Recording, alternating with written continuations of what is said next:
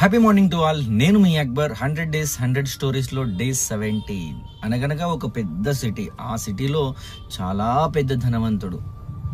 తన పని మీద తను బయటికి వచ్చినప్పుడు, ఒక పని చేసుకునేటప్పుడు అతని దగ్గరికి ఒక బిచ్చగాడు వచ్చి బిచ్చం అడగడం జరుగుతుంది. ఆ రిచ్ మ్యాన్ ఏదైతే ఉన్నారో అతను కొంచెం ఇరిటేషన్ అవుతూ, కొంచెం కంజెస్టెడ్గా ఫీల్ అవుతూ తన పర్సులో నుంచి ఒక కొంచెం డబ్బు ఇవ్వడం జరుగుతుంది. ఆ ఇరిటేషన్ ఇతనికి అర్థమైపోతుంది. ఆ బిగ్గర్కి ఇతను ఇరిటేషన్ పడుతూ నాకు ఇస్తున్నాడని చెప్పేసి. కానీ కొంచెం సేపటికి ఈ రిచ్ మ్యాన్ యొక్క పర్సు పడిపోవడం జరుగుతుంది.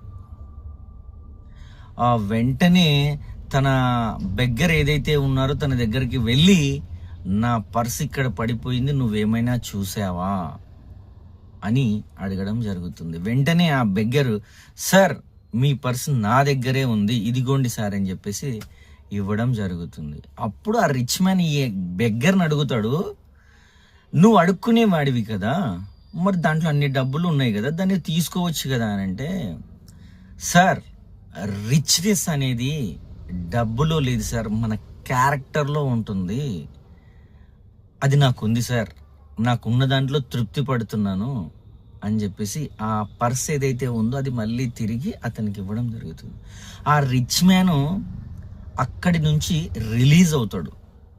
ఏమని? డబ్బు ఉంటే చాలా చాలా గర్వంగా తను ఎలా ఫీల్ అవుతున్నాడంటే, నేను రిచ్ అని ఫీల్ అవుతున్నాడు.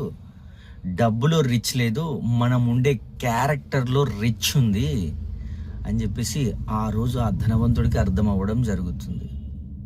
కాబట్టి నేను చెప్పేది ఏంటంటే, రిచ్గా ఉండడానికి అంటే మన లైఫ్లో మనము క్లారిటీగా ఉండడానికి ట్రై చేస్తే చాలా చాలా హ్యాపీగా బ్రతకొచ్చని నేను చెప్తున్నాను.